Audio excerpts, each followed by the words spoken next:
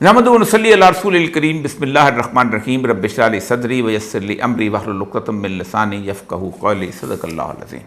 मौजूद ख़वातीन व हज़रात, पाकिस्तान एक हैरत कदा है और हर रोज़ आपको हैरान करने के लिए कोई ना कोई ऐसा वाक़या ज़रूर हो जाता है कि आप हैरान व शश्तर रह जाते हैं कि इस मुल्क के साथ क्या बीत रही है। वो जो मुनीर नियाज़ी का मशहूर है कि मेरे वतन पर कोई असेब का साया है कि हरकत तेज़ तर है और सफ़र आहिस्ता आहिस्ता, वो असेब का साया यूँ लगता है कि इस मुल्क के ऊपर छा चुका है। आज पाकिस्तान के अंदर एक ऐसा बहरान पैदा हुआ है कि जिसने पाकिस्तान की उस पूरी की पूरी असास, जो कि एक दूसरे के ऊपर जैसे कहते हैं कि ट्रस्ट के ऊपर बुनियाद पर रखती थी, वो बिल्कुल आज बिल्कुल ढह गई है। यानी एक आदमी एक नौकरी में जो आता है वो और उसके साथ उसका जो बॉस होता है उसके दरमियान एक ट्रस्ट का रिश्ता होता है। आज आरिफ अलवी साहब ने इंतहाई दुख के साथ एक ट्वीट किया है कि मैंने 2 बिल जो कि पार्लियामेंट में मंजूर किए थे और वो मेरे पास आए थे, एक ऑफिशियल सीक्रेट एक्ट और दूसरा आर्मी एक्ट है, उसके अंदर मैंने किसी किस्म की अमेंडमेंट जो है उसको मंजूरी नहीं दी, बल्कि मैंने उसे वापस भिजवाने के लिए कहा था। देखना यह है कि आरिफ अलवी साहब को खुदा गवाह है कहने की ज़रूरत क्यों महसूस हुई। अब इसको मैं 2 बुनियादी अपने तजर्बात की बुनियाद पर, अपने इल्म की बुनियाद पर आपके सामने रखता हूँ। महदूद इल्म और महदूद तजर्बे की बुनियाद पे किसी को एतराज़ है तो उसके ऊपर गुफ्तगू कर सकता है, लेकिन मैं जहाँ तक समझाऊँ कि आरिफ अलवी साहब ने वाकई इंतहाई तकलीफ़ और दुख के साथ खुदा गवाह का लफ्ज़ इस्तेमाल किया। पहले आर्टिकल 75 आपके सामने रखता हूँ, जिसके तहत इस पूरे के पूरे उस तरीक़ेकार को आपको समझने में मदद मिलेगी कि जब बिल पार्लियामेंट से पास हो जाए तो फिर क्या होता है। When a bill presented to the president for assent, the president shall within 10 days assent to the bill. कोई बिल अगर प्रेसिडेंट के सामने पेश होता है तो 10 दिन के अंदर उसकी मंजूरी दे देता है, अगर वो मंजूरी के लिए पेश हो जाए। और अगर मंजूरी नहीं देना चाहता, in the case of a bill other than a money bill, return the bill to the Majlis Shura Parliament with a message requesting that the bill or any specified provision thereof be reconsidered and that any amendment specified in the message be reconsidered। कि अगर वो नहीं समझता कि ये गलत है, money bill को वो नहीं कह सकता, अगर वो समझता है कि इसके अंदर किसी किस्म की कोई अमेंडमेंट आनी चाहिए तो उसके अंदर वो एक मैसेज भेज सकता है कि जिस मैसेज के ज़रिए वो बताएगा कि इसमें फ़लाँ अमेंडमेंट कर दें, या वो वैसे कह सकता है कि उसको रिटर्न कर दो, मैं इसको मंजूर नहीं करता, दोबारा रिकन्सिडर करो। उसके बाद अगला प्रोसीजर तो बात की बात है कि जब बिल अब इस हद तक, क्योंकि उसका आर्ट 2 जो है वो 3 और 4 पढ़ने की ज़रूरत नहीं पड़ती, क्योंकि जब अभी तक इसी प्रोसेस में आया।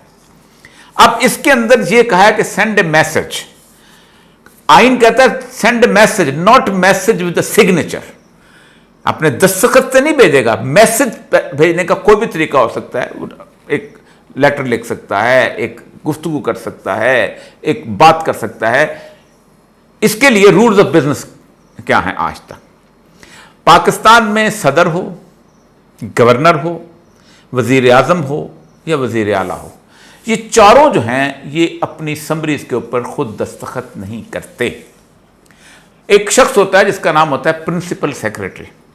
वो प्रिंसिपल सेक्रेटरी समरीज जो हैं वो लेके प्रेसिडेंट के पास खड़ा हो जाता है और उसको पूरी समरी समझाता है कि ये समरी आई है, और उसके बाद अगर वो मंजूरी करता है तो सदर उसको कहता है कि इसको मंजूर करते हैं, तो उस पर वो लिखता है the president has seen the summary and approved, और नीचे प्रिंसिपल सेक्रेटरी अपने दस्तखत करता है और वापस जहाँ जानी होती है, मतलब कैबिनेट सेक्रेटरी को जानी होती है तो उसको भेजता है, एस्टैब्लिशमेंट सेक्रेटरी को जानी होती है उसको भेजता है।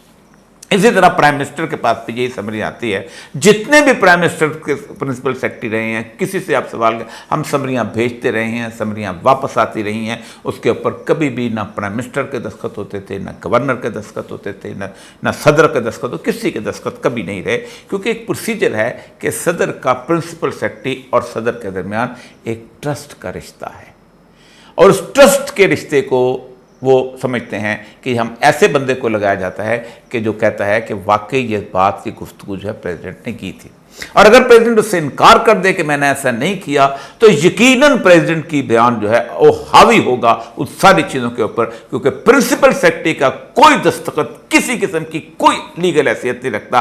لیگل حیثیت پریزیڈنٹ آف پاکستان کا وہ ٹویٹ یا پریزیڈنٹ پاکستان کا وہ زبان رکھتی۔ لیگل طور پہ اس وقت پاکستان کے اندر بہت لمبی بحث چل رہی ہے، لا ڈپارٹمنٹ آ رہا ہے، فلاں آ رہا ہے، یہ پوچھتا ہے وہ پوچھتا ہے، لیکن بنیادی مسئلہ یہ ہے کہ صدر نے کوئی میسج اگر کیا ہے تو اس کی گواہی دینی پڑے گی، یا تو پرنسپل سیکرٹری کوئی سی سی ٹی وی کیمرہ کی فوٹیج نکالے کہ مجھے پریزیڈنٹ نے کہا تھا کہ ایسا ہوا ہے، اگر نہیں ہے تو پریزیڈنٹ چونکہ کانسٹیٹیوشنل اتھارٹی ہے، پریزیڈنٹ آئین کا حصہ ہے، اس پارلیمنٹ کا بھی حصہ ہے، اور اگر پریزیڈنٹ کے پاس وہ بل پڑا رہتا ہے تو اس پارلیمنٹ کو جب تک وہ نئی پارلیمنٹ نہیں آتی یہ بل اس وقت تک پینڈنگ رہے گا۔ اس بل کو، ان دونوں بلوں کو منظور کرنے کے اندر ایک ایسی کیفیت پاکستان کے اندر پیدا ہو چکی ہے کہ جس کا کوئی جواز محسوس نہیں ہوتا۔ یہ آج پہلی دفعہ نہیں ہوا، گزشتہ 1.5 سال سے اس آئین پاکستان کی دھجیاں بکھیری گئی ہیں۔ پہلے ہوتا یہ تھا کہ کچھ لوگ آتے تھے، آ کے آئین پیچھے کہتے تھے کہ یہ آئین میں نے ردی کی ٹوکری سے، اور آپ نے کہا آئین کیا ہے، چند پیس آف پیپر ہے، اٹھا کے پڑھے مان۔ میثاق بڑی امپورٹنٹ چیز ہوتی ہے۔ میثاق مدینہ کیا تھا؟ کاغذ کا ٹکڑا تھا، لیکن سید الانبیاء صلی اللہ علیہ وآلہ وسلم نے انشور کیا تھا کہ اس مدینہ میں رہنے والے یہودی اور مدینہ میں رہنے والے عیسائی، ان کے کیا حقوق ہیں اور مسلمانوں کے کیا حقوق، آربیٹریشن کیا۔ آپ اندازہ کریں کہ اس میثاق مدینہ کو ماڈرن کانسٹیٹیوشن اس لیے کہتے ہیں کہ اس کے اندر ایکسکلوژن کلوزز تک شامل تھے کہ فلاں آدمی اگر یہ حرکت کرتا ہے تو وہ شہریت اس کی ختم ہو جائے گی مدینہ کی۔ یہ آئین کا بنیاد، یہ آئین کہتا رہا، چیختا رہا کہ تم نے 90 دن کے اندر الیکشن کرانا ہے، لیکن آئین کے تحت حلف اٹھانے والے لوگ، خواہ وہ چیف جسٹس آف پاکستان تھا، خواہ وہ الیکشن کمیشن کا چیئرمین تھا، خواہ وہ اس وقت کیئر ٹیکر وزیر اعلیٰ تھا، کوئی تھا، انہوں نے نہیں کروائے۔ آج بھی کھیلا جا رہا ہے، چھوڑ دیں، ختم کر دیں۔ میں کہتا ہوں کہ اس پتلی کا تماشا ختم ہونا چاہیے۔ یہ جو گیم ہے اس کو ختم کرو، سامنے آتا ہمیں بھی پتا چلے کہ ہم نے اگلے 20-15 سال، 10 سال، 4 سال، 6 سال، 5 سال کیسے گزارنے، اور لوگوں کو بھی سکھ کا سانس آئے۔ میں ایک بہت بڑے شخص، ایک ایسا جرنیل جس نے خود مارشل لا لگایا تھا، جو کہ میں ان کے پاس بیٹھا ہوا تھا پچھلے دن، انہوں نے کہا میں 1-1.5 سال کے اندر مکمل طور پر جسے کہتے ہیں نروس میرے ٹینس ہو گئے۔ میں سوچتا ہوں کہ ہم کہاں جا رہے ہیں، کدھر جا رہے ہیں، کیسے جا رہے ہیں، کیا کر رہے ہیں۔ اسی طرح میں اپنی بیوروکریسی کے جتنے بڑے لوگوں کو کبھی سوچا نہیں تھا کسی شخص نے کہ وہ پرنسپل سیکرٹری ہو، خاص صدر کا ہو، اور اس کے اوپر یہ الزام لگ جائے کہ صدر نے کچھ کہا اور اس نے کچھ سمری بھیجی۔ اور پاکستان کا جو طبقہ ہے جو اس وقت میڈیا کے اوپر ہے وہ اپنے رنگ میں پلے کر رہا ہے۔ یوں لگتا ہے کہ پاکستان ایک ایسے عذاب کا شکار ہو چکا ہوا ہے جس کے بارے میں اہل نظر کہا کرتے تھے کہ وہ جو قرآن کہتا ہے وَيَلْبِسُكُمْ شِيًّا وَيُذِيقَ بَأْسَكُمْ بَأْسَ بَعْضٍ، ہم تمہیں گروہوں میں تقسیم کر کے ایک دوسرے کی طاقت اور قوت کا مزہ چکھائیں گے۔ ہم گروہوں میں تقسیم ہو چکے ہیں، ہم پنجابی، پٹھان، پختون، بلوچ پہلے سے تھے، لیکن ہم تو ادارے گروہوں میں تقسیم ہو چکے ہیں۔ اللہ کہتا ہے اور سپریم کورٹ اور اسٹیبلشمنٹ لڑے گی، اسٹیبلشمنٹ اور سیاستدان لڑیں گے، سیاستدان اور عوام لڑیں گے، عوام اور اسٹیبلشمنٹ لڑے گی۔ یہ کیا ہے؟ کل هو القادر، اللہ قادر ہے اس بات پر۔ پھر کہتے ہیں عذاب، تم پیش گوئیاں کرتے ہو کہ عذاب نہیں ہے، میں پیش گوئی کہ اللہ کہتا ہے کہ یہ میرے 3 طریقے عذاب ہے۔ اللہ جب عذاب منکم فوقکم، تمہارے سروں کے اوپر سے عذاب نازل کروں، وتحت ارجلکم، تمہارے پاؤں کے نیچے سے زلزلے آئیں، تمہارے سیلاب تمہیں پکڑ لیں، تمہارے آسمانوں سے بھیجے۔ اور جو اصل عذاب تو وہ ہے وَيَلْبِسُكُمْ شِيًّا، تمہیں گروہوں میں تقسیم کر دوں۔ پہلے تو صرف نسلی گروہ تھے، اب تو اداراتی گروہ بن چکے ہوئے ہیں۔ یہ عذاب نہیں تو اور کیا ہے؟ یہی تو عذاب ہے کہ جس کا ہم شکار ہیں، اور آج کسی کو کوئی راستہ نہیں نظر آ رہا۔ وہ کیفیت ہے کہ جس کے اندر کوئی راستہ سجائی نہیں دے سکتا. بار بار کہا ہے اس کا ایک ہی راستہ ہے, اللہ سے رجوع اور اپنی غلطیوں کا استغفار. غلطی یہ ہے کہ ہم نے کسی کو دھوکہ دیا مانو, ہم نے کسی کو قتل کیا مانو, ہم نے کسی کی بے حرمتی کی مانو, ہم نے کسی کو جھوٹ بولا مانو, ہم نے کرپشن کی مانو. کوئی نہیں مانے گا جب تک کوئی اپنے گناہوں کا اعتراف نہیں کیا جائے گا. اجتماعی استغفار بے معنی ہے, صرف گفتگو ہے, ایسی گفتگو ہے کہ جس کو اللہ تمہارے لوگوں کے منہ پہ دے مارتا ہے. استغفار کا کیا مطلب ہوتا ہے کہ تم لوگ رجوع کرو اللہ کی طرف, یہ نہیں کہ تمہاری کرپشن بھی جاری رہے, تمہارے دھوکہ بازیاں بھی جاری رہے, تمہاری زندگی کی تمام معاملات خرابیاں بھی جاری رہے, اور تم جا کے اللہ کے سامنے گڑ گڑاتے رہو.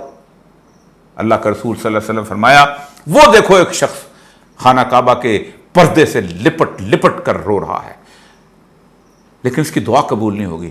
صحابہ نے فرمایا یہ تو بڑی رقت سے رو رہا ہے. کہا اس نے جو کپڑے پہنے ہیں وہ حرام کے ہیں, اس نے جو پیٹ میں کھانا کھایا ہے وہ حرام کا ہے, اس نے جو پانی پیا ہے وہ حرام کا ہے. رزق حلال اس قوم سے کتنے عرصے سے چھینا جا چکا ہے, اور آج حالت یہ ہے کہ ہم کرپشن کی ڈیفینیشنیں کرتے ہیں. اس کے اندر ہم کہتے ہیں کہ نہیں, سیاستدان کو پکڑتے ہو کرپشن کے لیے تو جرنیل کو کیوں نہیں پکڑتے, جرنیل کو پکڑتے ہو تو جرنلسٹ کو کیوں نہیں پکڑتے, جرنلسٹ کو پکڑتے ہو تم وکیل کو کیوں نہیں پکڑتے, وکیل کو پکڑتے ہو تم جج کو کیوں نہیں پکڑتے. یہ کیفیت رہ گئی.